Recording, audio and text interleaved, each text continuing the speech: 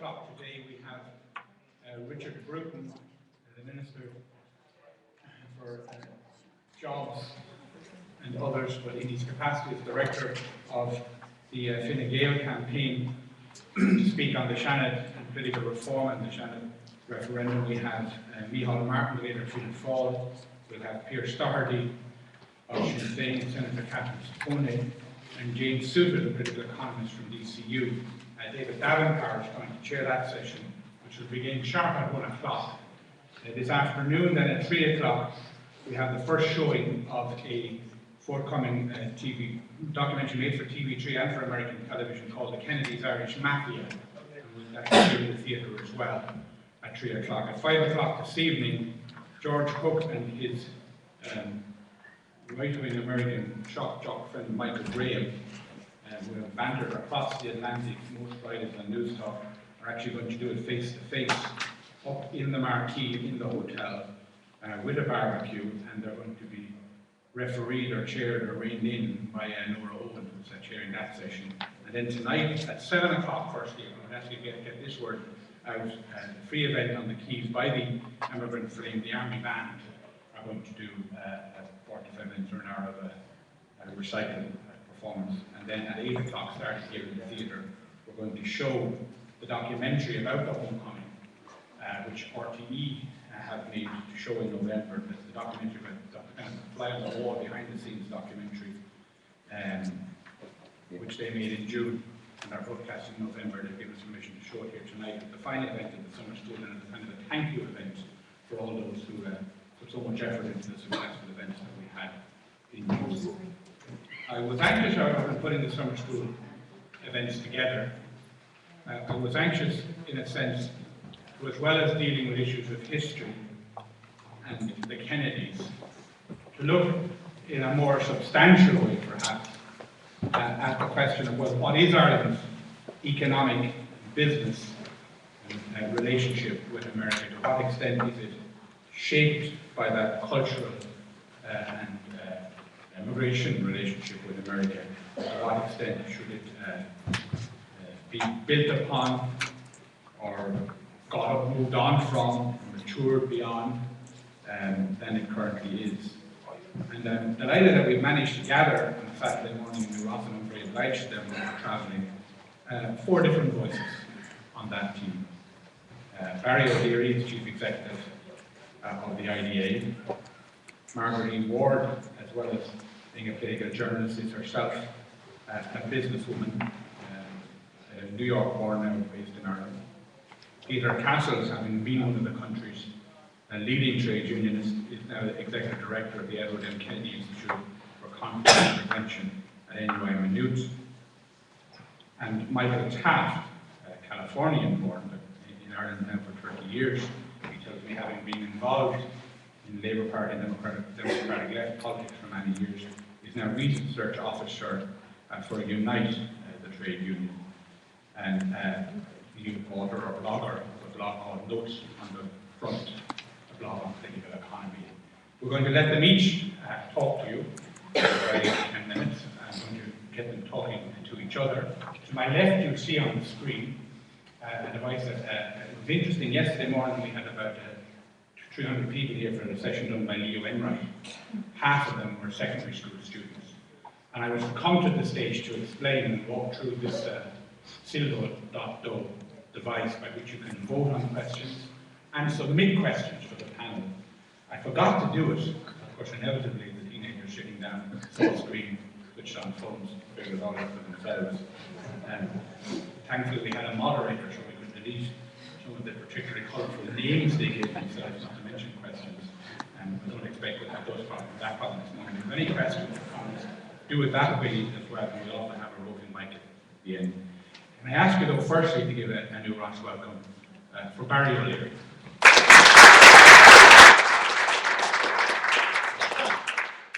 Good morning, ladies and gentlemen, and thank you, Noel, for the invitation to address you all here this morning. So I suppose with such sunny weather out there, the thought of talking about economics on a Saturday morning is perhaps not as appealing as it might be on a rainy day. But from my own background point of view, I head up IDA Ireland, and for those of you not familiar with IDA, it's the arm of the government set up to attract foreign direct investment to Ireland. So I'm going to talk a little bit about why foreign direct investment is important. Probably about between 70 and 75% of all foreign direct investment in Ireland comes from the United States. And it has a pretty strong impact in the Irish economy, certainly way stronger than in any other country in the European Union. We've got about 1,050 companies in the portfolio of businesses that we've attracted to Ireland. Directly and indirectly, they employ about 270,000 people. They account for over 80% of all our exports of the island of Ireland, about 122 billion. And they pay a lot of money in Ireland in terms of they spend 19 billion euro in the economy. Over 7 billion of that is actually in straightforward payroll. And an interesting factor is that they account for nearly 70% of all corporation tax that's actually paid in Ireland. So when Ireland set out about attracting foreign direct investment, primarily in the early stages US investment, it was literally go after anything you could get. I think the success in recent years has been by much more targeted support. And most of the foreign direct investment that Ireland wins today is in 4 key sectors. The technology or the IT sector, as in the software. The life sciences, which would be pharmaceuticals and medical devices. The financial services area, which would be the big institutions like Citibank and State Street, the international ones as distinct from the domestic. And the digital media, digital content, which would be the Google, the eBay, the PayPal type space. So they're the 4. So anybody who's ever talking to students and who are looking for employment opportunities, certainly any of the skills required about those areas are actually in quite high demand today. And the one thing Ireland has tried to do, that when we pick a certain area to go after, to get all of the leading players. So if you're looking at the IT sector, we've 9 of the top 10 in the world. The 9th actually came this week. If you look at pharmaceuticals, we've also got 9 in the top 10, or in medical devices, 17 of the top 25 medical device companies in the world. And the new era of companies, the PayPals, the Twitters, the LinkedIn, we've all 10 of them. So it's very, very important to get in early because other countries compete strongly. Some of you might have seen a report on television during the week. Google were celebrating their 10th birthday in Ireland. They came with a team of 5 people in 2004. Today they have 2,600 people working in 62 different languages. But I suppose the question posed is, what, if anything, should America do for Ireland? Now, from an IDA perspective, I think is for US to continue doing what it has been in terms of its companies investing in Ireland, because the US has been a long-term and also an exceptionally successful investor in Ireland. You know, for many years we've been a very attractive location for US foreign direct investment. And they primarily come to Ireland to service either the European or the European, Middle East and African markets. And of course the key reason they're doing that is that they're getting the greatest return on capital in comparison with some of the competing locations. And there's no doubt that by being here, they've built up their European and international businesses. And just to give you one statistic, US companies have invested since 1990 $190 billion in Ireland. That's more than the famous BRIC countries, Brazil, Russia, India and China, so they are very, very important.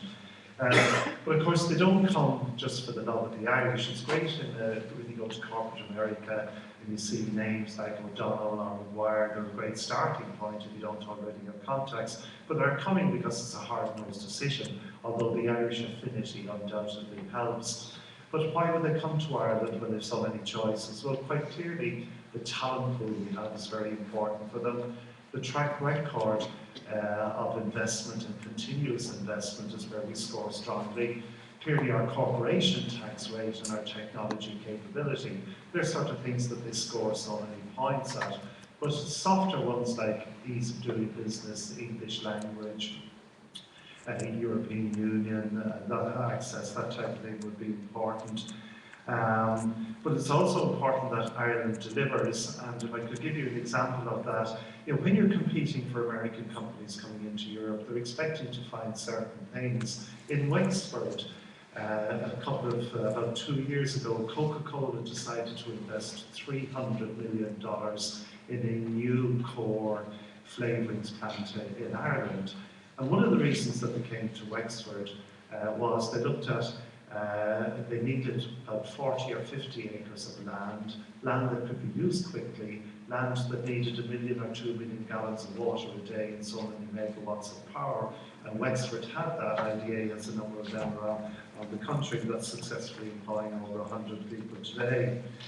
So in trying to summarise a few things, I think if you look locally where we are in the area and the impact of foreign direct investment, here in New Ross, on Friday week I was in Lake Region, just out on the Ring Road. There's 730 people, a family-owned company from the Midwest of the United States, and the economic impact that they have in the area here is enormous. Up in Enniscorthy, C.R. Bard, the US medical device company, is over 250 people. And another medical company, Waters, down in Wexford, has about 200 people. And Bank of New York Mellon have about 200 people down in Wexford as well. So it is important to recognise, I think, the contribution they make and the contribution they continue to make in Ireland. And of course, we want to help them expand their operations and also attract new ones in. So in summary, definitely US companies should continue to invest in Ireland. These companies can be great partners for Ireland, and they gain significantly out of their operations here, and I think it's a win-win on both sides. So thank you very much for your attention.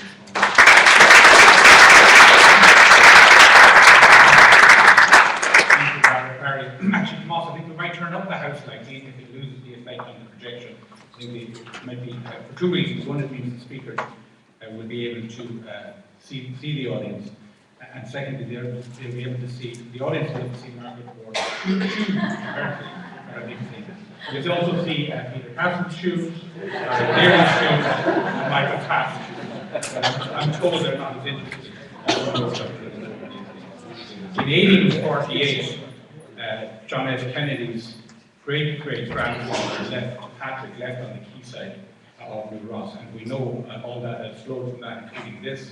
But in 1849, a man called Donald Kehoe's great-great-grandfather left from the quayside of New Ross. And Donald Kehoe went on to be chief executive of Coca-Cola, and is now, I think, president emeritus of Coca-Cola. And he told us recently, he visited the ship in New Ross recently with a friend of his, Barry, a guy called Andrew McKenna, who's the chairman of McDonald's. But we didn't tell the idea he was coming because we have other designs ourselves. Coca-Cola and the Coca-Cola Foundation have been very big pals and supporters of the Dunwoody family ship we have below. And in fact, the departure now was dedicated by Donald Kehoe himself and to his own great-grandfather who left there. And what he said was at the opening of the Coca-Cola plant in Enniscorthy, he frankly said that heritage was not the reason why Coca-Cola came to Enniscorthy. It was probably for most of the reasons you've identified, resources and people resources and otherwise. But he said that wouldn't stop him. Everywhere else around the world came. That's the reason why it came to Enniscorthy. Can you put your hands together and give Kennedy so much good welcome, please, ladies and gentlemen, for Margaret Ward.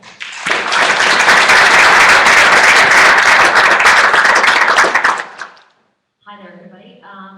Well, as you can hear from the accent, I'm American, but I'm Irish-American. My parents left in the 1950s and went to New York to look for jobs, but I moved back in 1995 to Enniscorthy, so just down the road from where we are now. And I came during the summer of 1995, and I thought that was like every summer here, and I moved, and I think it was false advertising. I don't know what I should do, really, because there's nothing like that since then. But anyway, I'd just like to kind of follow on from the points that were made by Barry and the excellent work that is being done, continues to be done by IDA Ireland. But I'd just like to maybe explore how fragile that is, how fragile the multinational sector is to Ireland. And I guess, what, if anything, should America do to help Ireland now? I think Ireland needs to start relying on itself and its indigenous entrepreneurs, and we need to cherish and develop a strong entrepreneurial culture with close ties to the United States. And I propose that we start an entrepreneurial exchange program. To survive as an open economy, we need to sail beyond our borders and dream big. And Americans have the confidence and self-determination that allows them to start and build successful businesses. We do too in Ireland, but we need to have a culture where we're allowed to try and fail without shame. Small businesses in Ireland employ around 650,000 people, while the multinationals employ 250,000 people. Now, we need the multinationals, we desperately need them, but I think that government policy has focused so much on the multinationals that we've forgotten the Irish entrepreneur, the small businesses that employ more people in this country. Multinational employment is worth, I think, $10 billion to the economy, but it is fragile because 70% of those jobs are sales and support jobs, which are easily outsourced to places like China or Eastern European countries that are cheaper than we are. So we have also had talk recently about looking into our corporation tax regime, which means that's even more fragile for the multinationals. I think that we need multinationals and a very healthy domestic business sector. 2,200 people were starting a new business in Ireland every month in 2011. But it's successful businesses and not government that create jobs. And starting and growing enterprises is fundamental to achieving regional economic growth. So unfortunately, if you look through even recent history in Ireland, about what happens to many of our best and brightest, they emigrate. I think the Allison brothers are a very good example. They're from Limerick, Patrick and John. They were very young when I think it was Patrick who won the Young Scientist of the Year award. They went on to start their first business, which was called Sheppa.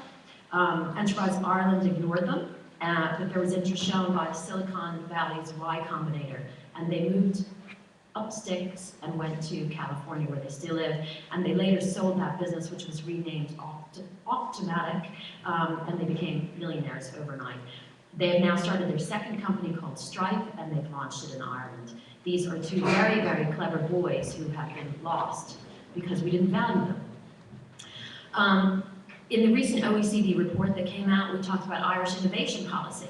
And they said that raising SME capacity to innovate and to build greater linkages between enterprises and the higher education sector would provide a new engine of growth. But I think we actually need to increase links between entrepreneurs in Ireland and the United States. And there are some organizations who are doing that quite successfully.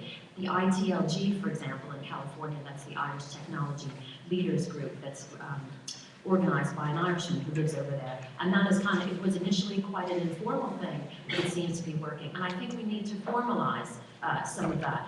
But also in the OECD report, in terms of innovation programs, there are 170 different budget lines for innovation and 11 major funding agencies. And it's too difficult for many entrepreneurs to access. And I completely agree with that. To be honest, I just ignore it and do my own thing. So I don't think that we should dismiss our own Irish entrepreneurs out of hand by saying, oh, they're too small, they're not scalable, they're a one-off and that couldn't happen again. The success of somebody like Kerry Gold couldn't happen again.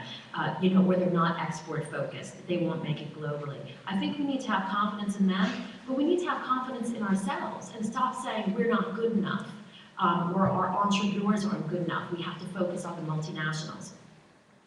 Entrepreneurs are like fragile seedlings, and I think you need to give them fertile soil and encouragement to grow.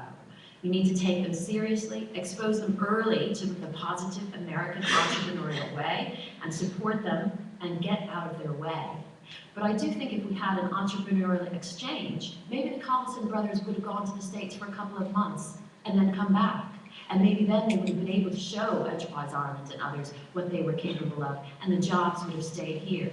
So I think we need to perhaps stop relying so much on Americans for a handout, and we need to be strong and confident in ourselves and say, we have an amazing small business sector in this country, and we need to cherish it. Thank you.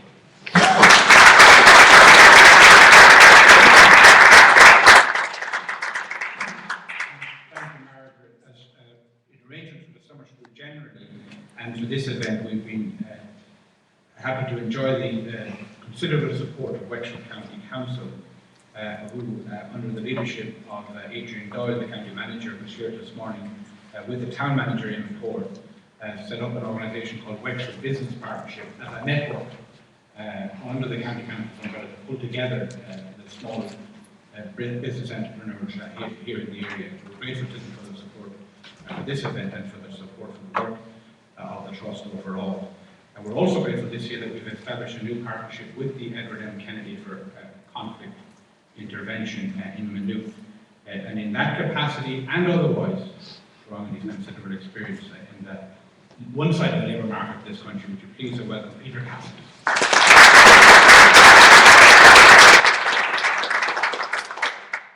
Thank you very much, Noel.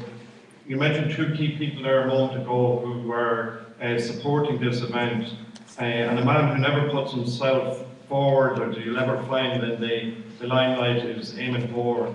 And Eamon was the person who, in a sense, introduced me and introduced the Kennedy Institute both to the homecoming, and then even suggested to us that we should link up with the summer school. So I just want to acknowledge that, because we have been here these last few days as a result of a very good discussion we had with Eamon a few months ago.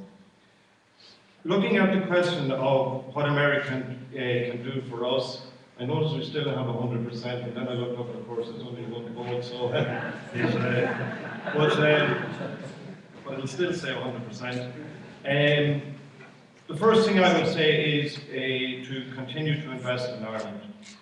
I would have been one of those people in the 70s and 80s who would have been worried about our over-reliance on multinationals, the notion that there might be footloose, that they would leave the country if there were any difficulties.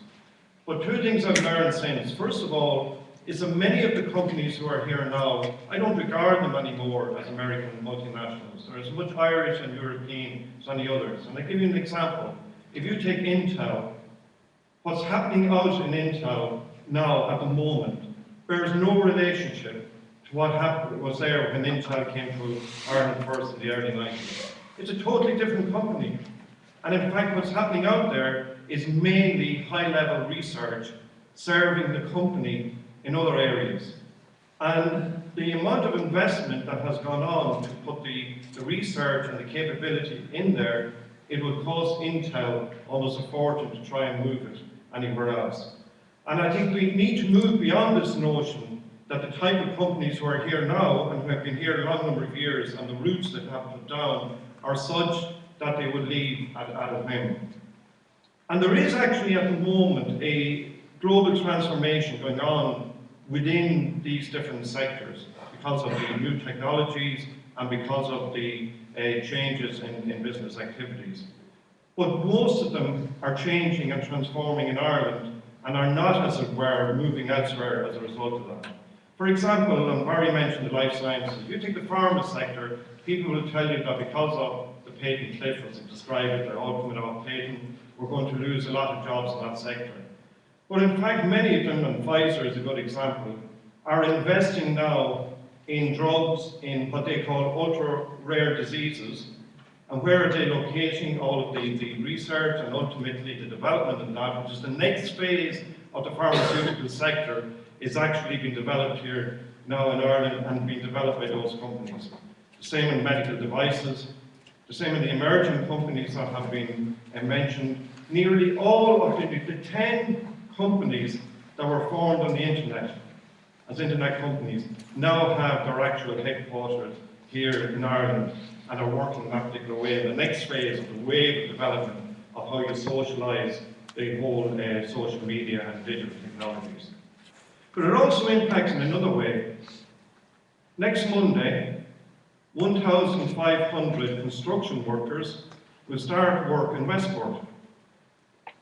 Now, if somebody said, wow, what's happened to the construction industry? They're there because they're actually building a whole new factory and development pathogen.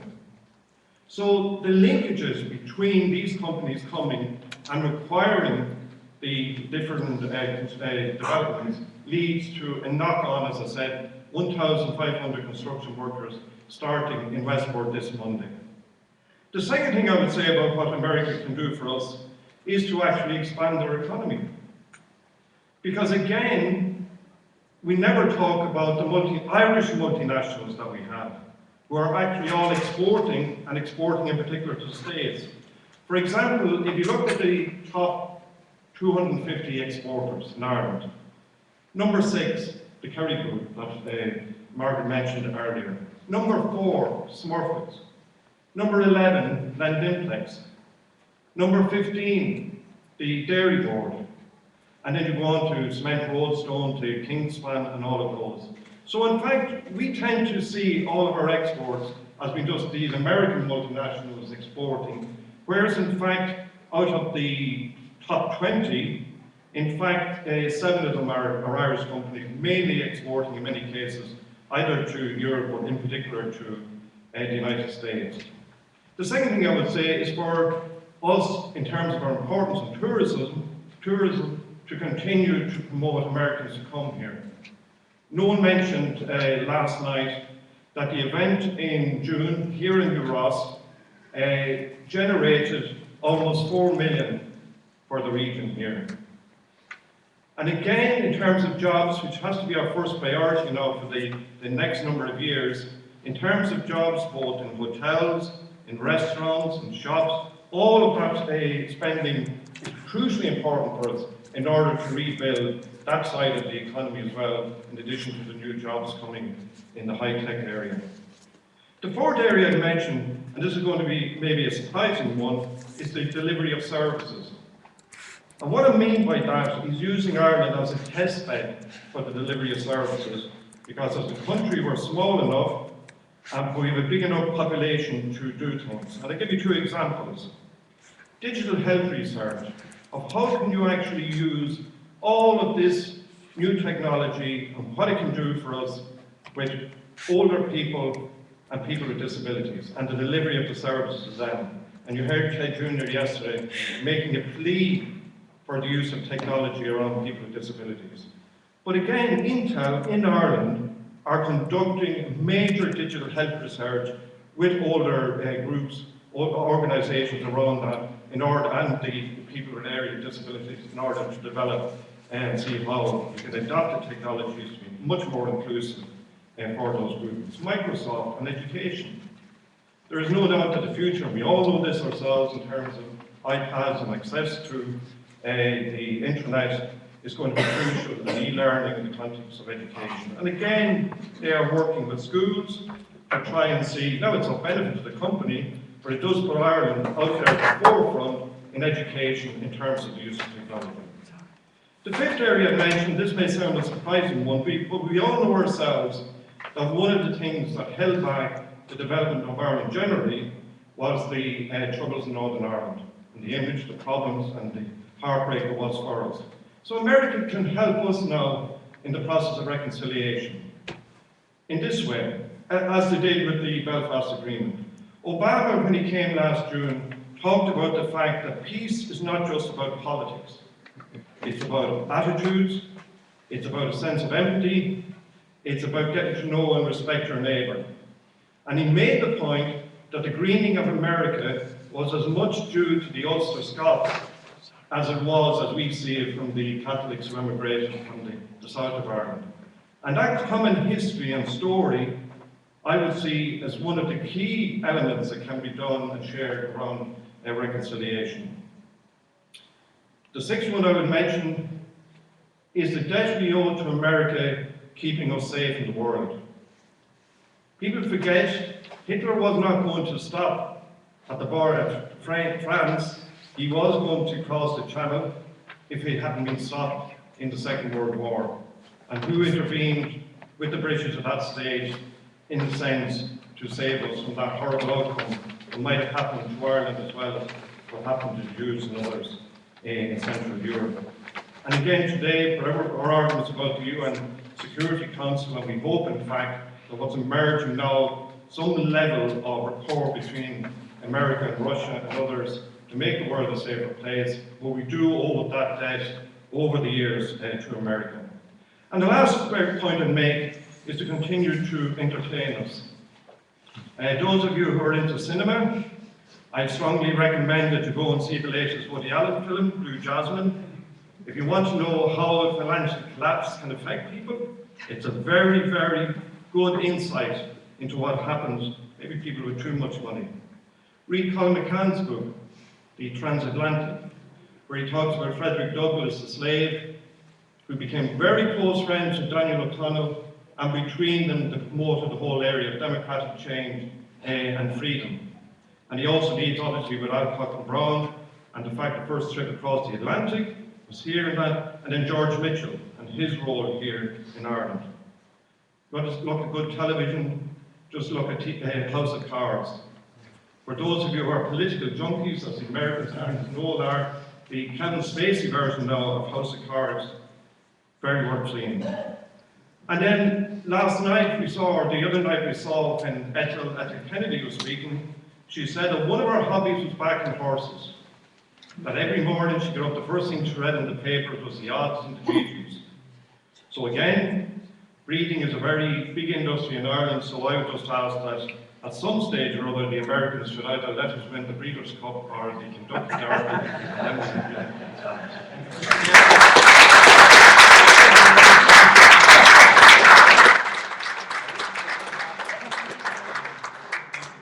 When it comes to the entertainment industry and cinema and television, there's been a lot of very bad American cinema and television entertainment consumed in Ireland as well. But one of the best and one of my favorites is The West Wing. And I have an ambition, I don't know if I get there next year, but if not, it'll be the year after, to do a whole day at Kennedy Summer School with Martin Sheen and others on The West Wing, just as a revision.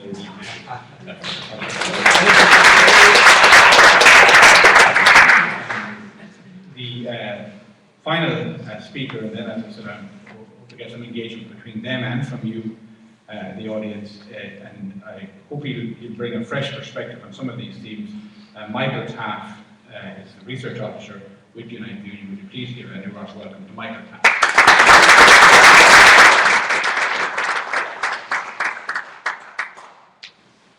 Thank you, and thank you for the organizers of this event to invite me here to address the issue of what, if anything, America should do for Ireland now. The problem is that when you debate these kind of issues at the aggregate level, whether it's nations or classes or political forces or religions or whatever, there's a lot of, you have to take a lot of shortcuts, certain assumptions. But there's always the danger that you conflate the interests of the larger group with that of a powerfully positioned subgroup.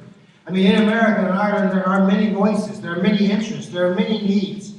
Who will be heard? Which will be protected? Which will be vindicated? And which will be ignored? To the point that they end up paying a horrible price for the global crisis that is still playing itself out. What, if anything, should America do for Ireland now?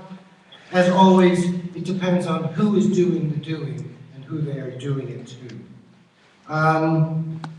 Let's kind of move to the concrete, and I want to use one of my favorite kind of comments made by President Kennedy, speaking at the Yale University commemoration in 1962. He said, quote, "The greatest enemy of truth is very often not the lie, deliberate, contrived, and dishonest, but the myth, persistent and persuasive. Too often we hold fast to the cliches of our forebears. We subject all facts to a prefabricated set of interpretations. We enjoy the comfort of opinion without the discomfort of thought." That's an interesting contrast, comforting opinions and discomforting thought. Let's look at 3 discomforting areas in which I think that America could do a lot for Ireland and the world in itself. First, of course, is one of the biggest bilateral issues over the last year, and that's the tax treatment of multinationals in Ireland. The issue's been raised in the US Senate, in the House of Commons. The EU Commission is now asking a lot of questions Irish tax treatment. And still, there's a lot of comforting opinions that abound on this subject, but the question still remains: are we a tax haven? Well, I think the question is a diversion, to the point of being a misdirection.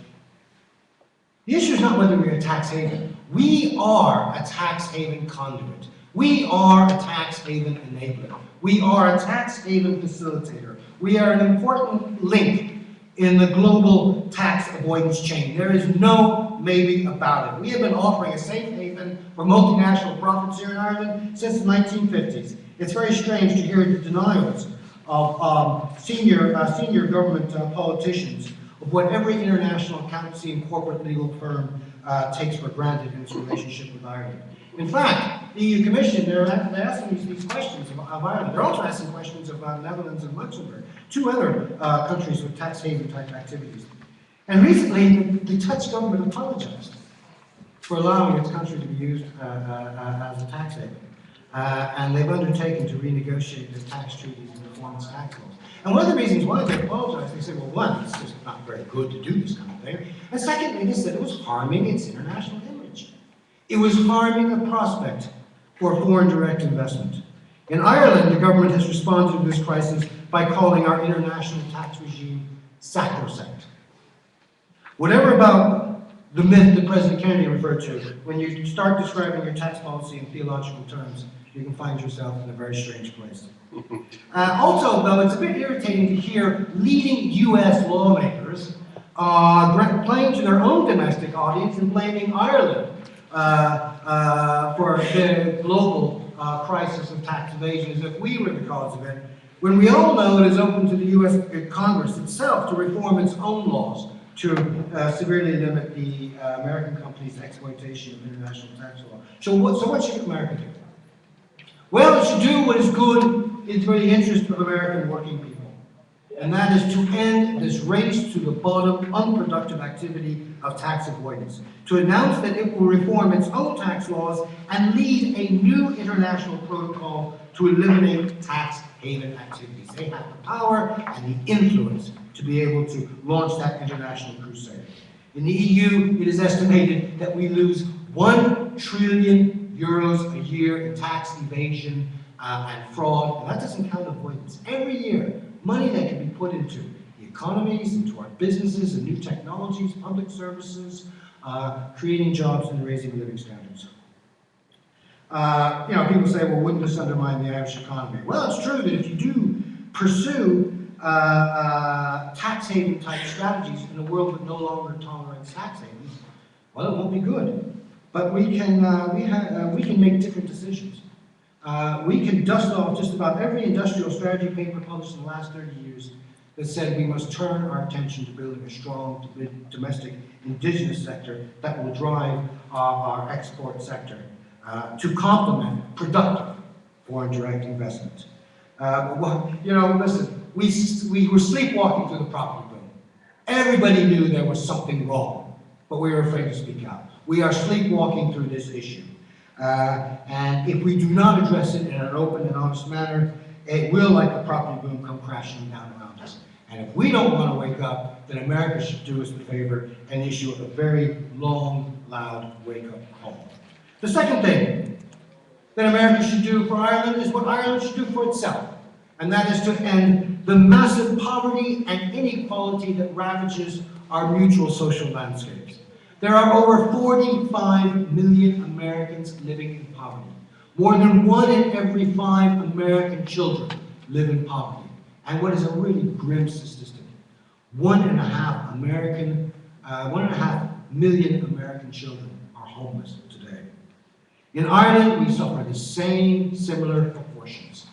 You go out on the streets of New Ross, down the road to Waterford, or up to Wexford, Dublin, around the country, and 1 in every 4 person that you meet on the street will live in what is officially described as a deprived household. Nearly 1 in 3 children that you see playing in the streets or in the parks or going to school come from a household that suffers from deprivation. And according to the government's own surveys, 1 in 10 people in Ireland suffer some form of food poverty, which is just another word for hunger.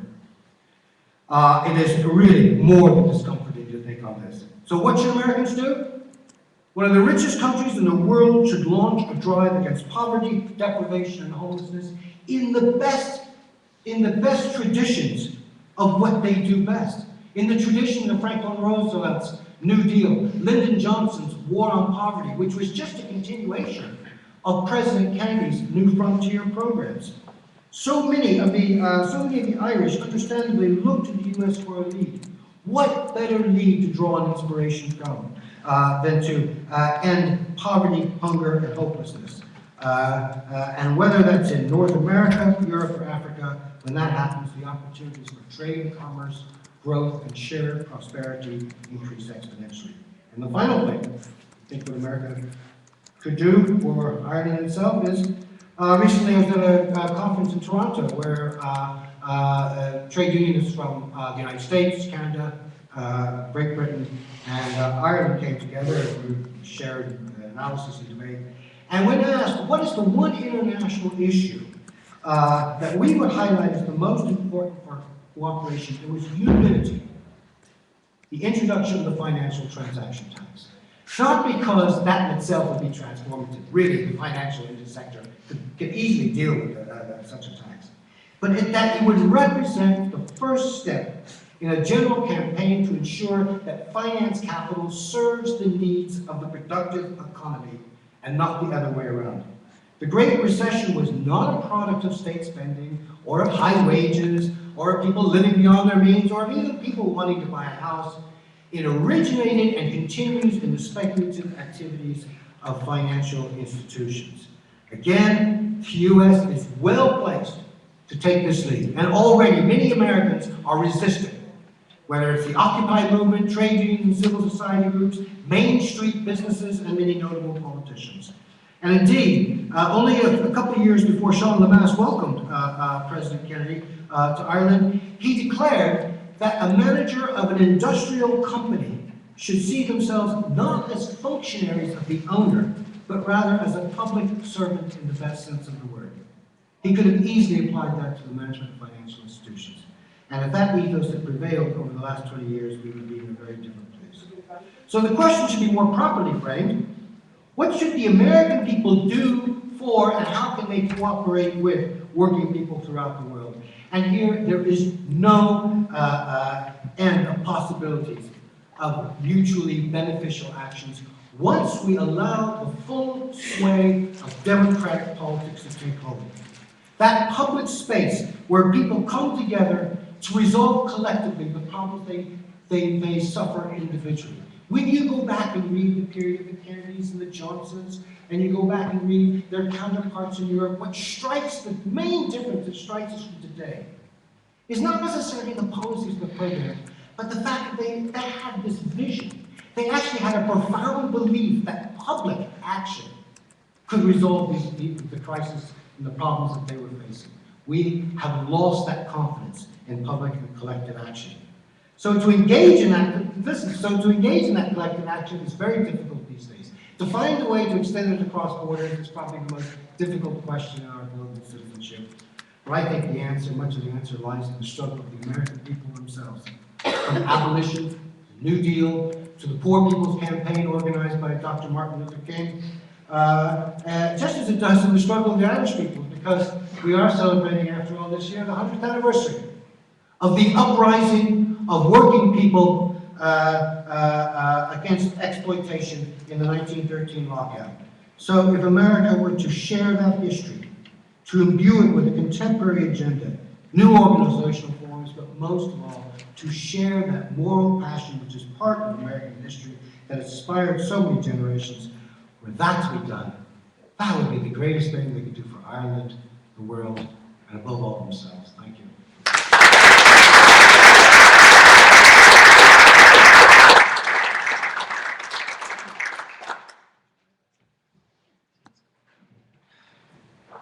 I'm going to bring the podium back a bit so that the audience and also the panelists and each of the speakers have a microphone, and we have a roving microphone for anybody in the audience who has questions. On the Slido.com, we've already had a couple of questions, which I think I'll talk first and then engage with a couple of others. We take the first one, and me in Irish.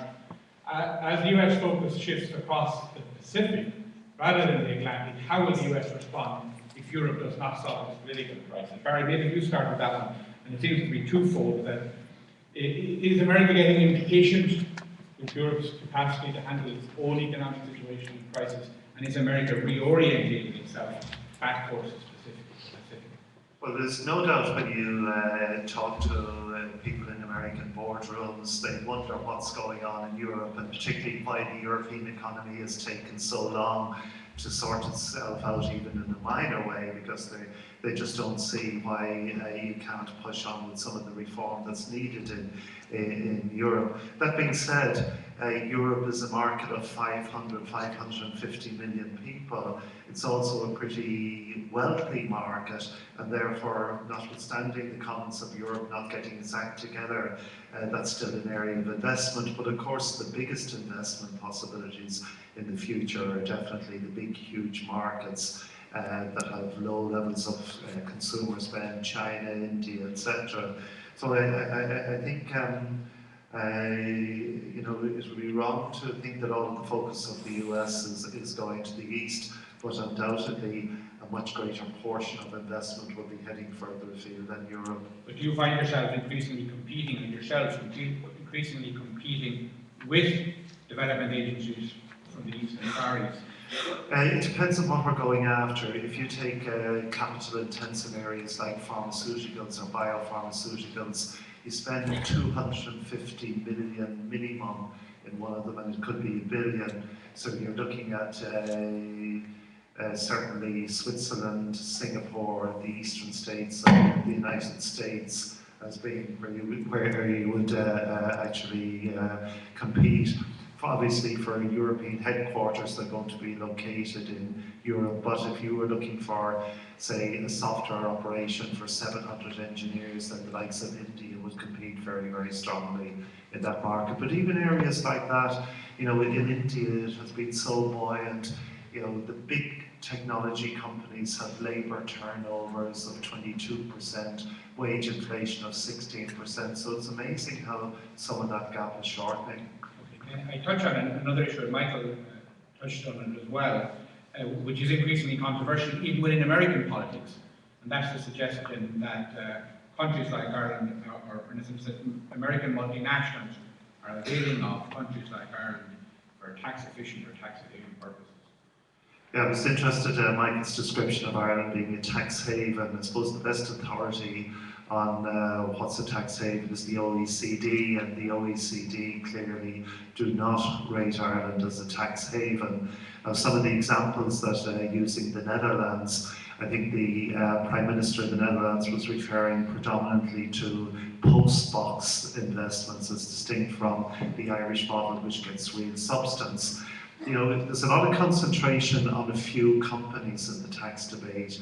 The fact is that for every single person that works in a multinational company in Ireland, that company pays €19,000 per person to the Irish Revenue and Corporation Tax. That's just one particular aspect of it. If you look at the competition for mobile investment, if you look at the French, you know, they have a standard rate of 33%, but the top 40 companies pay less than 8%.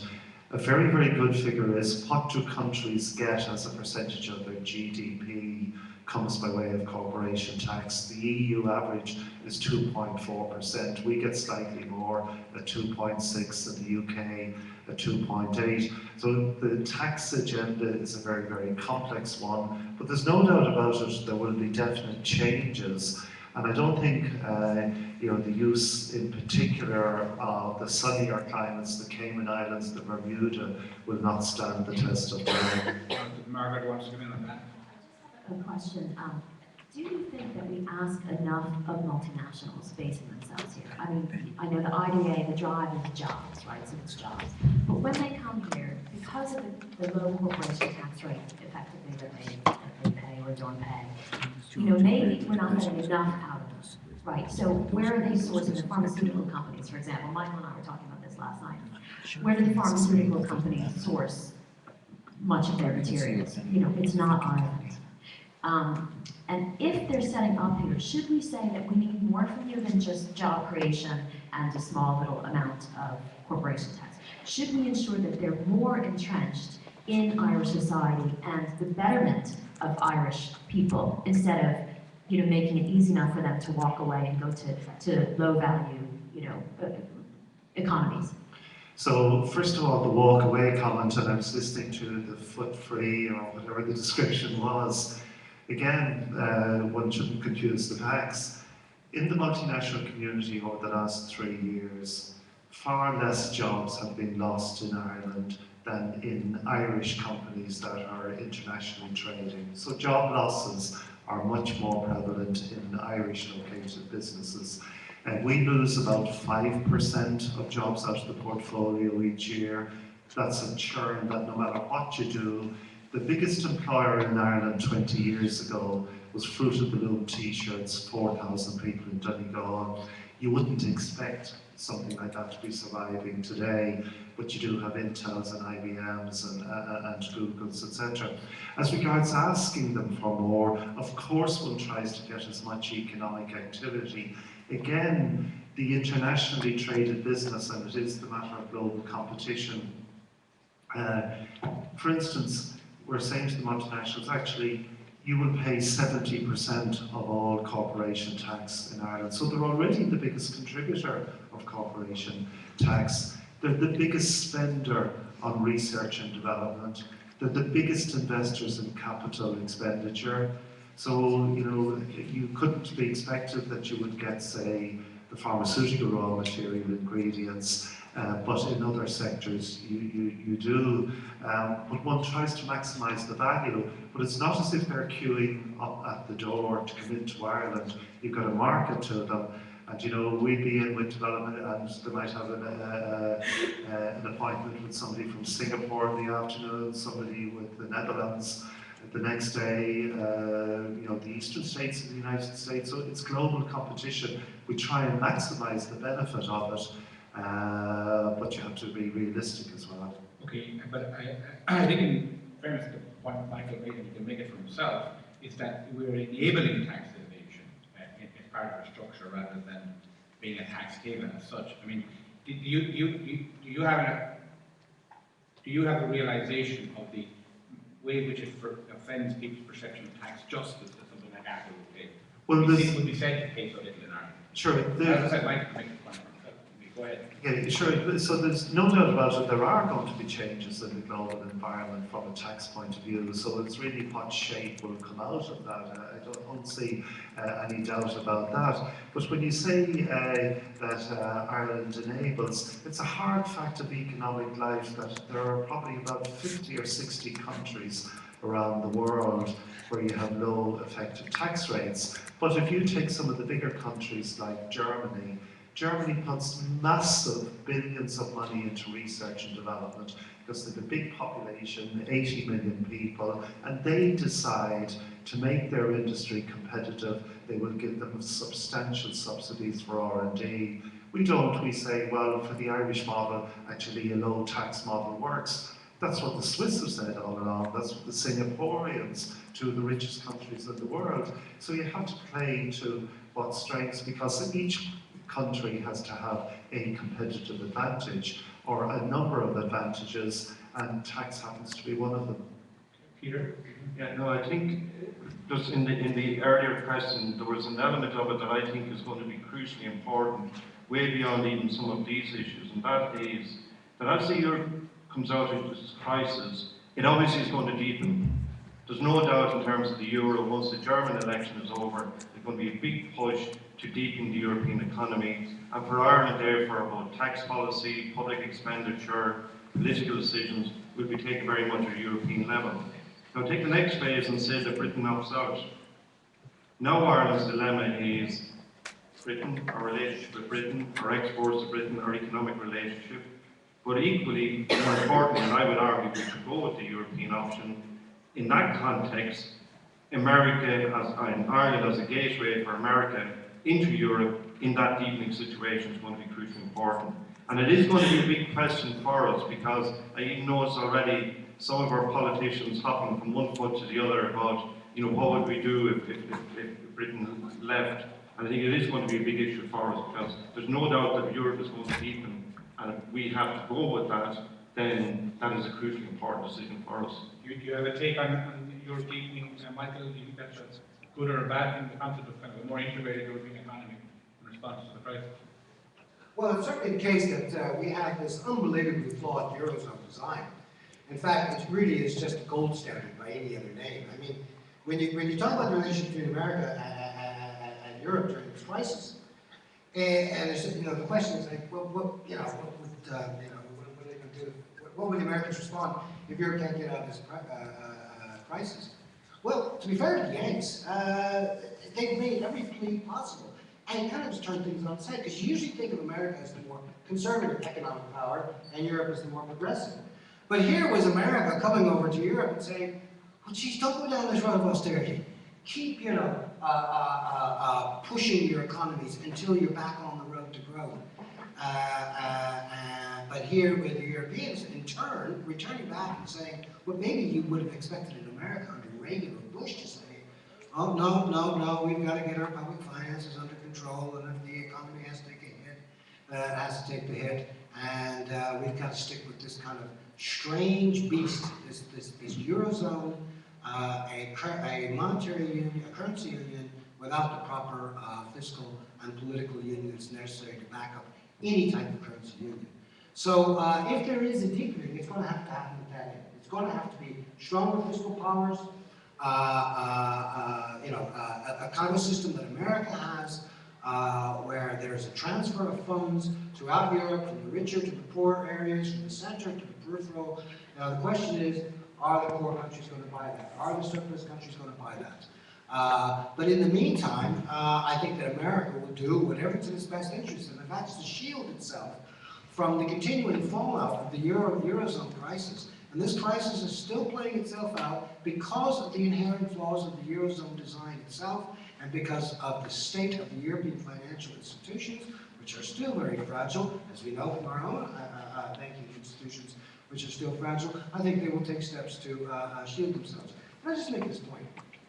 I don't want to be kind of seen in any way to come across or to against anything that, the work that Barry and the work of the men and women in the IDA have been doing, not only in the last few years, but in the last decade or two, especially coming out of the crisis in the late 80s. Let's be clear, if it weren't for the work of the IDA, we'd have to rely on indigenous enterprise. And I doubt very severely that indigenous enterprise would be able to promote the kind of living standards, the type of growth, the type of value added that foreign direct investment has created. We need foreign direct investment. We need to be part of the global economy. We need to be part of a deeper, an integrated, rational European integrated economy. But that should not stop us from talking about what is the obvious. I mean, Barry, I didn't say we were tax haven. In fact, I specifically said that that question is a diversion. It's a misdirection. But we are an enabler. We are part of a link. You can go onto the websites of the large accountancy firms here in Ireland, and you can download brochures. One of my favorites, I won't name the firm, but it's one of the big four. They have a special... The conference has been live streamed on the internet. Yeah? It's been live streamed. Okay, well, there'll be other ways to advertise this wonderful brochure that was directed at German companies. And they said to these German companies, come to Ireland, obviously employ this accountancy firm, because that's the whole point of advertising, and we will guarantee you that you won't have to pay more than 2.5% corporate tax rate. Now, okay, is it a tax haven, is it not? Well, I tell you, if it walks and quacks and walks, as far as I'm concerned, it's a low rate. I just say this, Barry, you talk about Singapore, you talk about Switzerland, fair enough. There is our peer group, though, in Europe. Small, open economies that are reliant upon the export sector just as we are. Countries like Denmark, Finland, Belgium, Austria, Sweden, that do not rely on tax haven activities, that do not rely on low corporate tax rate, that do not rely on low social insurance or no regulation. They have, some of the biggest multinationals were even started there and come there, but the difference is that they have for decades built up their indigenous sector. They stand on the strength of their own skills and their own resources. And these are small, open economies just like us. We can follow the Singapore model if we want, or we can follow the successful European models of the peer group that we share with. I think we should at least look at those other countries and see what lessons they might have. I think you're going to let Barry in on that briefly in response. And if anybody wants to offer, as I said, we have the mobile microphone, we'll make it up to the top seat there. And I agree entirely with the fact that you need more indigenous companies, and that's where the likes of Denmark has scored well, is that they have recognisable global players. I suppose the challenge is that while we're trying to get more and more Irish indigenous companies internationally active, because we don't have such a big proportion in our economy, therefore you need to make sure that you have a more foreign direct investment to balance that out. But I don't disagree with that principle. While you're on the microphone, the fourth question that's come in there is, does the IDA encourage multinationals to invite local companies to tender for services and supplies supporting indigenous entrepreneurship? It derives a bit from Margaret's question about whether we should be expecting more from them. Sure, yes, we most certainly do, because when companies come in and site visit, we have a formal programme with Enterprise Ireland to look after indigenous companies. But if I give you one good example of these massive plants built for the pharmaceutical industry, based on them using local goods and services, there's a company in Cork that some of you might be familiar with, Project Management, out of working with the multinationals in Ireland to become global suppliers to them, are now one of the leading companies in engineering, design and services. Sorry, Margaret, go ahead. Can I just ask though, I mean, personally I think that any company that is operating in a country has a responsibility to that country, to the development of that country. Are there any targets? Does the IDA give any targets for the percentage of business that these multinationals should be doing with indigenous firms?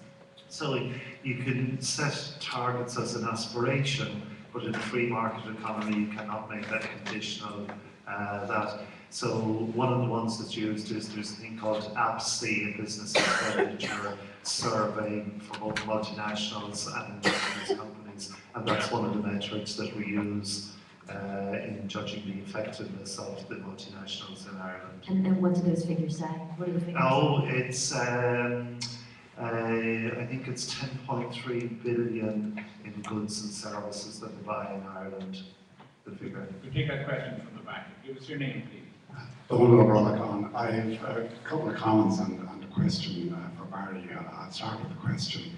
Is it true that Irish multinationals directly employ as many people in the United States as US multinationals employ directly here? The comments are, one comment is about our current tax policies. It had its origins in the 1950s when the then Irish government commissioned a report from a company which I believe called IBEC, a US company. And one of the suggestions in that report was that we look at Puerto Rico in the 50s, as it then was, as kind of an offshore base for the United States. And a lot came from that. That was driven by the need to bring dollars into the country in order to pay for things like petrol, which were priced in dollars. A question then for Michael Taft. You said that Congress in Toronto decided that the best way to kind of curb financial capital was by a financial transaction tax.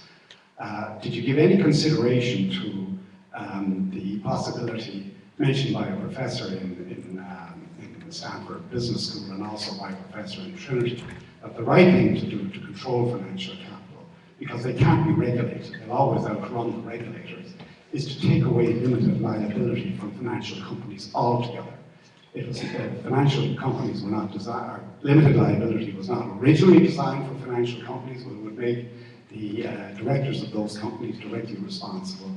And you realize that large infrastructure was built by the private sector when financial companies did not have limited liability. I refer to the railways.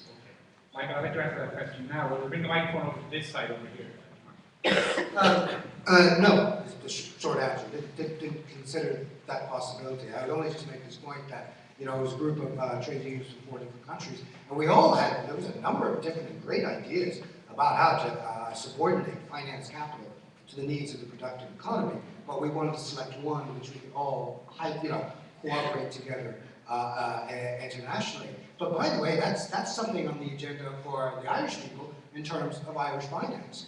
And I think, you know, we have to take a step back again. We have to take a step back from, you know, a lot of the comforting opinions that get thrown around the place. Let's never forget that banking finance here in Ireland has only had a tangential relationship with the productive economy for decades. They were not part of the mobilization of capital during the 1990s. That was driven by foreign capital in the industrial sector. They have not been a main player in terms of promoting first mover indigenous startups. They only come in afterwards when the state has, through grants and all sorts of things, finally got the winners through, and then they come in and do the sure bets. The fact is, Irish banking capital has only been good at one thing: asset bubbles. And they really went to town in the decade of 2007. So, I don't know how you do that, but I do think you start with public banking. You start with the Strategic Investment Fund, which the program for government system put in, so that you have a public banking system that is not reliant upon short-term shareholder value, but rather you can start building a banking system that can participate as a long-term partner in the type of productive investment we need. And that's what the public or private sector. And if I just come back, and I don't want to keep coming back to this point, but I absolutely take the point, Barry, and I think Margaret has put this very well, and maybe even Peter, because I know that he was around during those debates in the early 80s, with this idea that, while we have FDI, we have to continue to try to build the indigenous sector. But geez, we've been at it since the 1930s. Lamas spent, his entire career banging his head against the wall, trying to build the indigenous sector, first through protectionism, and then through opening up a country to foreign capital, in the hope that foreign capital would come and teach, the local entrepreneurs. Now, actually, those local entrepreneurs went to the wall because they couldn't compete with capital. And then there was the debate that was started by the Talasys report in the 80s about how we could build a strong indigenous sector. The question is, why haven't we been able to do it since the foundation of the state? What is the problem? Because when Irish go abroad, it's been discussed. It's not ingenious. They seem to be quite capable of creating businesses. But for some reason, there is a blockage here, and we've never been able to do it. And the problem is not that there's FDI. The real problem is that we don't have a strong indigenous sector to complement that, and we never asked that question. Can I ask you, Peter, to take it up before I go to Mark? Can I ask you, Peter, to take up that question of, is there a lack of indigenous enterprise culture in Ireland? And also the question of, is there a picture of the investment and job creation in Irish companies that are being in America? As I answer that, I just make one comment on that question of limited liability. I think one of the biggest scandals of the current crisis has been how the firms that audit these companies have not been brought up. Here. That when limited liability was introduced, the idea then was you would have audited accounts. And the audited accounts would give you a true record, an accurate record of the state of the company. And that was meant to be a guarantee to people who would invest in those companies, the small suppliers who would supply goods and services to those companies. And of course, in many areas now, it has turned out that what was audited was not true. And I think that is one, not just in Ireland, but also in the US and elsewhere. And I think you're dead right. We as people gave the limited liability to these companies. And that's something that they inherited. We actually gave it to them on the basis that we wanted to develop the economy and that on the basis that you give us a true and accurate record of the state of the company, if I'm going to sell goods, supply goods to you, and try and get paid for them, or if I'm going to invest my hard-earned money in you. And I think that is one of the big issues that still has to be addressed. Now, going back to the question of indigenous industry, I mentioned earlier that I think one of the stories that still isn't being told is that question of the Irish multinationals we have, like the Kerry Group, like Glendimplex, like Dairy Board, like CRH, Kingspan, Glanbia, and I'll make a prediction now that what will bring us and drag us out of this crisis we're in as an economy is two things. One, the actual major transformation that's happening in existing multinationals here. The ones that have come in, we're not leaving, but doing huge internal transformation around both the technology, around work organisation, work practices, and getting to the stage of the next generation of the development. And the second one will be the food industry. There's absolutely no doubt that the way in which the Irish food sector is now positioning itself, both using the technology, using the sort of clean image that Ireland has, and the huge expertise that's now been developed both by Glanbia, the Dairy Board, and the Kerry Group, is one of the things that's going to bring us out. Now, the last point I just make, because Michael raised it as an important question in that context, it's not that the money wasn't here. How much money was invested in property in the boom, rather than in building up small engineering firms, small industries, or SMEs that you see dotted throughout Germany, for example. I mean, most companies in Germany are middle-range, family-owned, very committed to their local community. And I agree with you, Michael, we can't sort of say it's in the genes, but there is some issue there of where we believe that we take the risk for a quick buck rather than the long-term investment slowly building up. Paradoxically, however, because of the crash, we are now actually becoming competitive again for middle-range engineering, which we wouldn't have been up to now in terms of indigenous Irish companies being able to expand to the next stage. But you're right, I mean, in terms of the Telesis report, all of those, all of them bang my head to the wall trying to figure out what is the issue. Mark, where is the Tax Institute? The question there. Noel, thanks very much.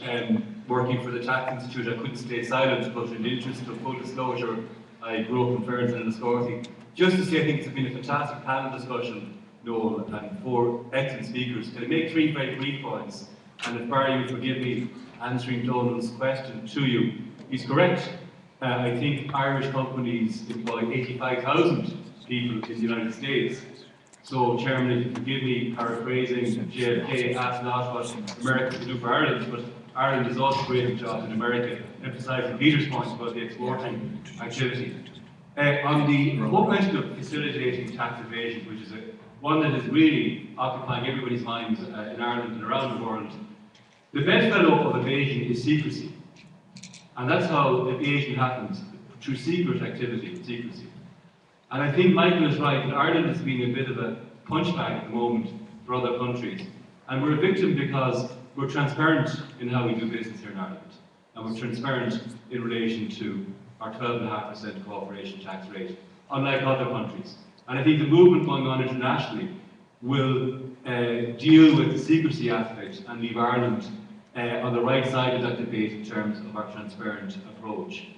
And the other point I'd make, Margaret made the point about, importantly, about the indigenous sector and growing jobs in the indigenous sector, and Peter mentioned the German model, the Mittelstand model.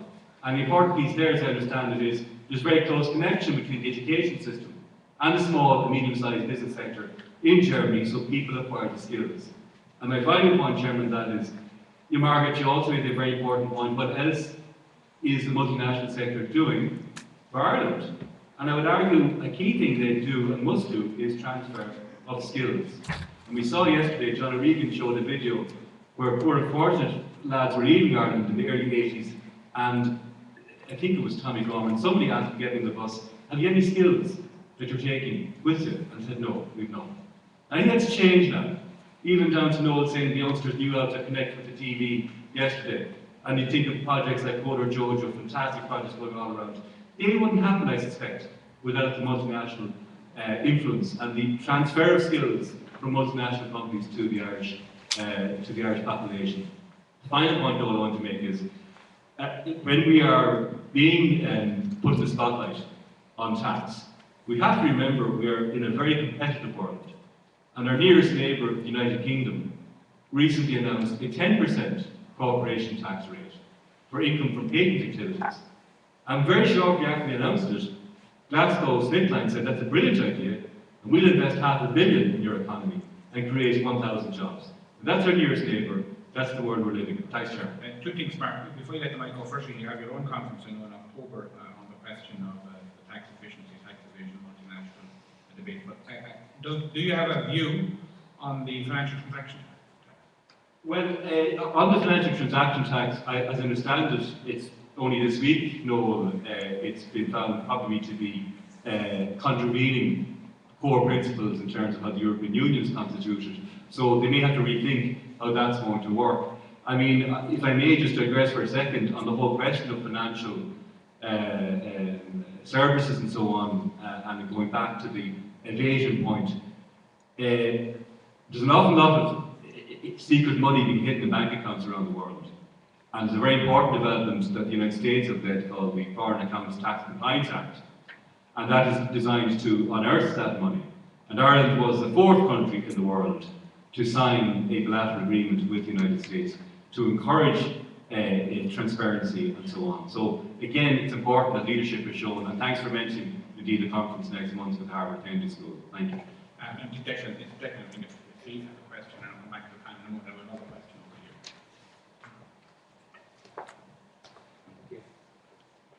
over here. Thank you, Chair. It's been a very enlightening morning so far.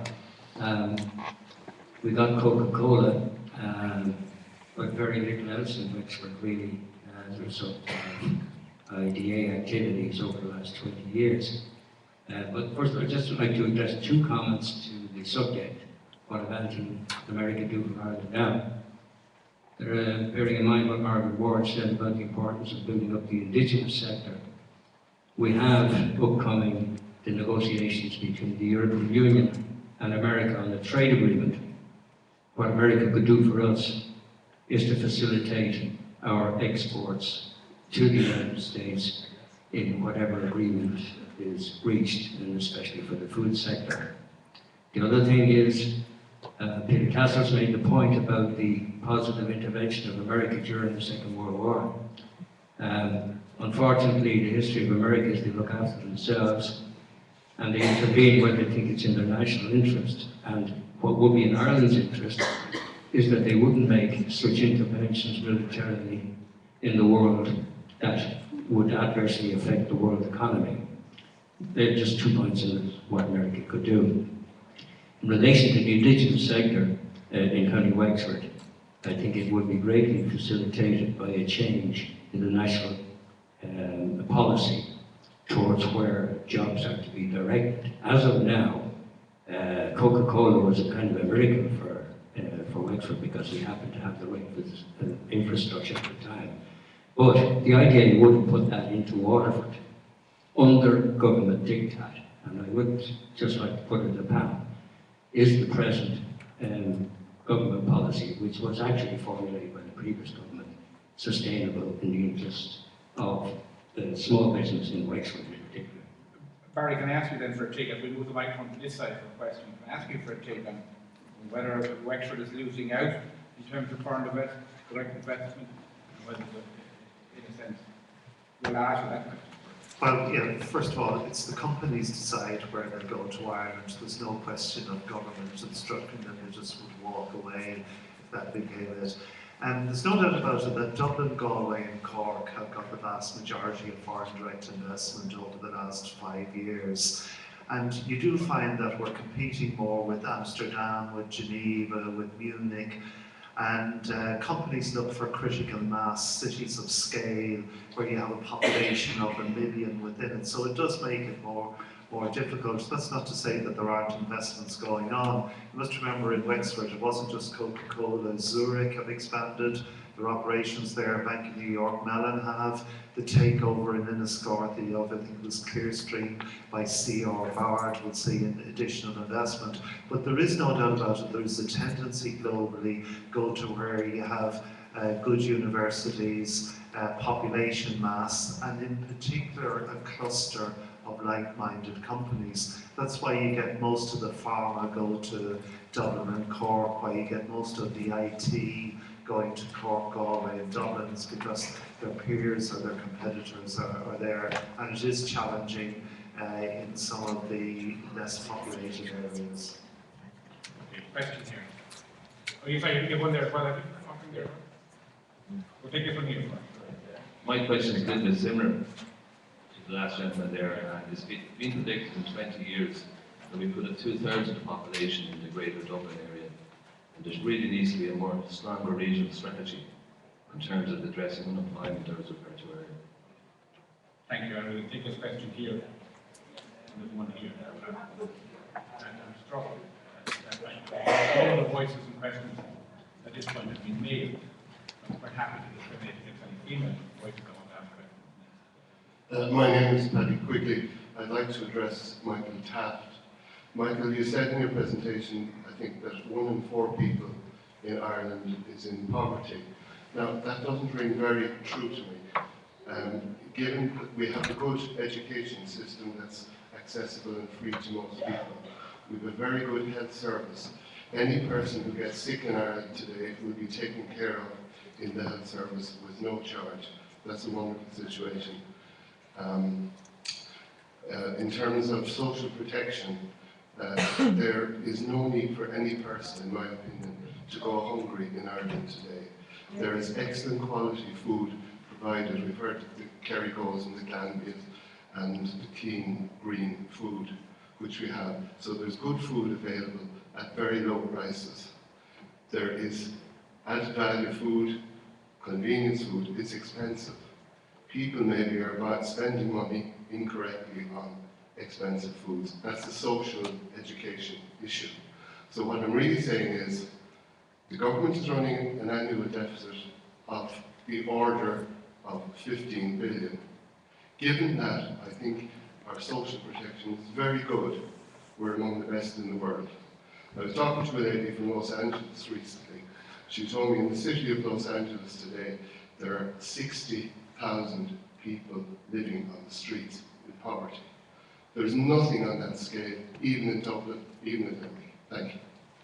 I think I'm going to take this last question here on the microphone, and as making the microphone down, I suppose feed in a third element to what may be a key element to the recovery. In addition to the two Peter talked about kind of the Irish, successful Irish companies abroad in terms of manufacturing and product and foreign trade and services. And secondly, the food industry, and I would add to that the tourist potential. I mean, it's an industry I'm new to now that I chair the JFK Trust here in the Ross. We aim for 65,000 people to visit the Dunwoody ship this year, and perhaps 25 on a full year out now in Kennedy Homestead in Dunganstown. I gather from Paul Charles and others that we could be heading for the most successful ever year in terms of American tourism, restoring us back to 2007 figures and even higher back to the gathering and others. I'll take the last question. Thank you. I'm a humble county councillor from Leitrim, another place that has got very little jobs from the ADA, and it's something that we often bring up at council meetings, etc. How, I suppose, foreign direct investment has been mainly on the Eastern Seaboard. That's something that I suppose the point was mentioned a moment ago about regional development and economic development through the regions. But a broader point to that, I think, is that the economic model that we have in Ireland for development has not changed for people who are trying to create jobs in the indigenous sector probably for the last 40 years. And that's something that I think needs to be challenged. That if we look at other countries in Europe, if we say in northern Italy, the model of around Emilia Romagna there, where there's the largest number of small businesses per head of population, I think, in the world in that region. And one of the key things in it is that government take a direct hand. They work with the entrepreneurs, they work with the businesses, they provide services, they provide marketing support, they provide a whole lot of stuff which is not provided in Ireland and in many other countries. And that's one of the key things that I think needs to start happening, that we need to be taking more of a role in it. It's not just a government job to create the circumstances, or if you like, to create a climate where business can happen, but they actually need to have a direct role in ensuring that those businesses are successful. Because I had a recent example of a young man who started a business, in fact, 3 years ago, when the recession was in its height. Now, the business failed. The problem in Ireland is we consider that young man as having failed. But that's one of the issues that I think we have to come to. At the moment, and I spoke to him a couple of weeks ago, he has another idea, but he's afraid to go anywhere. He's afraid to talk. He knows he can get over to the banks. He's afraid to go back and talk to any of the development agencies who gave him grants in the past and who, he obviously the business didn't work out, and he's in a quagmire of stuff. And there's many people around there. Margaret made the point earlier But that's one of the big problems we have in this country, is that when we fail, we put our heads down and we never lift them again. And for many people, we start from that low base, and I think, something needs to be done, and it's around the model that we have for economic development of the indigenous sector. Thank you. Can I take that question and put it with one of the final questions derived from something Michael said to the panel each across for last comments, and that's the point that the public sphere or government hasn't done enough in the context of addressing this crisis. I mean, public sphere and government intervened an awful lot at the height of the boom to make it even more boomy in terms of tax breaks and otherwise. But you look at the Lyndon Johnson example that Michael referenced, the first 150 days in terms of legislative and executive action to tackle the real crisis. If you look at FDR, the same. If you look even in the first 150 days of Lamass at the beginning of the 50s, it was this government can do, make do, can happen, can solve. And at this time of crisis, that there's a sense that while we're dealing with a budgetary issue, the government isn't intervening to a big extent. And you're well positioned, Peter, I think, for a perspective on that. Yeah, I think it's a very important point you mentioned, Owen, for two reasons. One, I think for the next number of years, the two big key issues are one, reform, because I think this notion that it is all just about bringing expenditure under control without a significant reform of how we deliver services and how they operate and how they work. And then the second thing is really about the whole area of job creation and the development both of industry and services. I can't understand, for example, why our welfare system is not much more active in this sense. I wouldn't have a situation where any young person is left just collecting welfare. We need to get back to the whole question of apprenticeships. We need to start investing in education. We need to say to any young person who can't get a job, we can have a training program for you, do skills development, we get you into higher education or whatever. And I think that much more interventionist way in which we say to young people, we are actually going to work with you to ensure that as the economy picks up and as jobs begin to get created, that you will therefore be ready and able to get them. And we're not going to leave you sort of walking around the streets and lying in bed in the morning and then blaming you for doing that, and we're not giving you the opportunities to get back into education and to get back into skills training and apprenticeships. And it's very interesting. I think there is an opportunity to have a much closer link between in small companies, as was mentioned by the Council for Leitrim and that, and our institutes of technology and our higher education system. And if questions are going to be asked of that system, like what did you do to enable us and help us to get out of this crisis? So I agree with you. I think the next phase of where we're at as a country is very much government working much more closely and bringing together in a consensus way all of those agencies to try and help our young people to get on the ladder for a job. Because in my experience, a job is the most important thing that a person gets. Doesn't just give them an income, gives them a status in society, gives them the opportunity of hope for the future, enables them to go on and then in terms of their family and others and that to have an outlook in life. It's the way in which we all make friends and socialise, and I think we need to get back to that idea that a job is the crucial link for people in terms of even the social development of the country. We move on to Mary. I think the challenge will be to reach out to those young people at a point before they sink beyond reach of help, or before they're physically beyond reach of help in Australia. Yeah, I think the comment was made there, I think, about that government should be more closely involved. I'm not so sure about that really. The closer government gets involved, I think the less entrepreneurial spirit there is. But there are funding mechanisms available, and I'm obviously more familiar with foreign direct investment than some of the likes of the county enterprise boards, the high potential startups. Like one of the biggest venture capital companies in Europe is actually Enterprise Ireland. I think with about 450 million invested. I do think, going back to the earlier discussion, why various reports always come up with, well, we need to do more with the indigenous sector, and yet while there are some great examples of companies, and if you take one just up the road in Enniscorthy, I think it was Clearstream, You know, that was originally, as to the best of my knowledge, a foreign company. It was taken over by local management. They built it up to a real critical mass with a couple of hundred people, and they've sold it off now to one of the world's leading medical technologies companies. That medical technology company, CR Bard, recognised the expertise and the product innovation that was in the Enniscorthy facility. But then you have to ask yourself, well, was that the best option? You know, from an Ireland Inc. point of view, one would like to see companies like that stay in Irish ownership, but at the same time, if you're going to maximise the global market, you probably need the power of a big multinational behind it. So it's a complex question that's only work in progress. Okay, Michael, your final thoughts first. I know you have another summer school appointment this afternoon. Basically, feel free to leave after you've left your parting shot. Listen, poverty, unemployment, deprivation, low wages. This is not like the weather. You know, this is, you know, it's not like, you know, oh, well, geez, that's terrible. It's a rain shower. We can't have a picnic or we can't go out and play football on the pitch today. We create these things. These are created by policy. These can be uncreated by policy.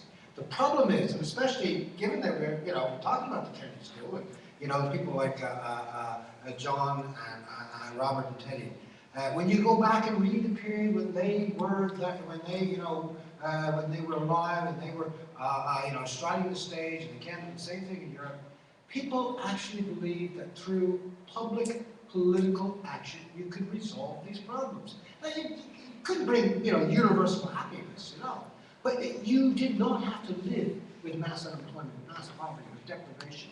That you could give people a chance. You could give people a chance to work, to go to school, to go to better themselves, to give them those opportunities. Why have we lost that? Because for the last 20 years, not only in Ireland, but in the US and Europe, we believe that the only way that we can promote the general interest is through our individual effort. And everything became individualized. And we lost that sense of working in cooperation with our neighbors, our workmates, the people in the community, through the political process. The political process was downgraded, it was made fun of, private markets were more efficient, the private sector is more efficient, all this type of stuff. And now what are we at? We are at a crisis that was started in the private sector, and we have no way to resolve that.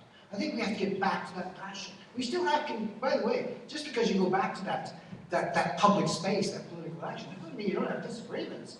That's the whole point of democracy. You do have those disagreements, but you resolve them at that level. But unfortunately, we still believe that the fault of unemployment is the unemployed person, even though there are 30 unemployed people at every job vacancy. Listen, you can upskill everybody, but if there's not a demand for jobs, they're going to stay on the dole because they're going to immigrate.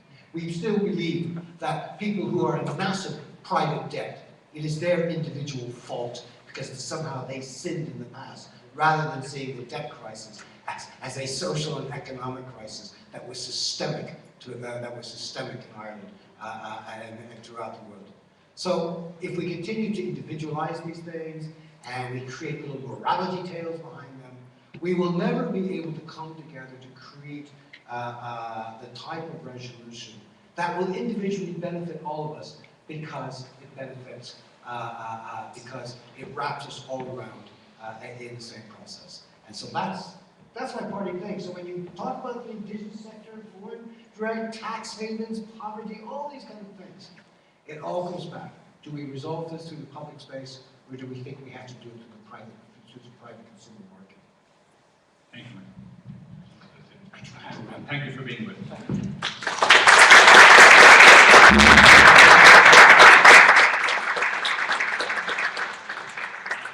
I'm going to need the last word, Margaret. Thank you, I love that. Since I'm the only woman in the room with a voice, obviously, first of all, I'm going to give out to all you ladies for not raising your hands and leaving it to the last. Right, next time, that won't be acceptable. Yeah, I guess two things. I think number one, that the government is extremely out of touch with Irish cultural norms. They do not seem to leave kind of the inner confines of government buildings. I've spoken to many of them who have no idea what's going on in the local community that they represent. They do not talk to business people. They don't ask them either, what do you need? most business people would say, we don't need more government policy, we need less, right? As an entrepreneur, you want there to be policies that create the fertile ground in which you can grow your business, right? And once you have that, you want to be left alone. You just say, just get out of my way so I can do what I do best. Because of the makeup of the government, the people we have in the government, there are very few business people and entrepreneurs working in government.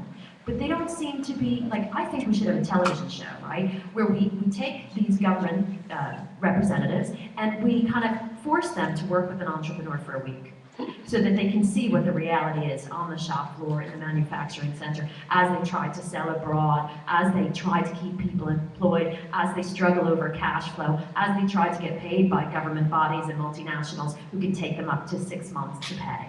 I think that's very important that they figure it out, and even if they just have a local person that they connect with and say, what's going on, that they're more aware of what the needs are of the entrepreneurial indigenous community in Ireland. That's number one. Number two, we are really, really lacking leadership and vision. I think it's appalling, actually, that nobody in government is coming out and regularly speaking to the Irish people and saying, look, this is where we are now, and this is where we are going. And as a business person, we need confidence. We need to know where we think we're going. Because if we have some confidence in that, then we will start to spend. Then we will start to hire. And it's the same thing with consumers. If there is a vision articulated by the government, then everybody will just relax a little bit. But it's the uncertainty and the lack of vision that I think is holding us back economically, and just in terms of our own personal confidence, consumer confidence, and business confidence. So I would say government needs to get back in touch with the business community, and they also need to set out a vision so we can do what we do best, which is just, employ people and keep going and keep our jobs growing. Thank you, Margaret. Thank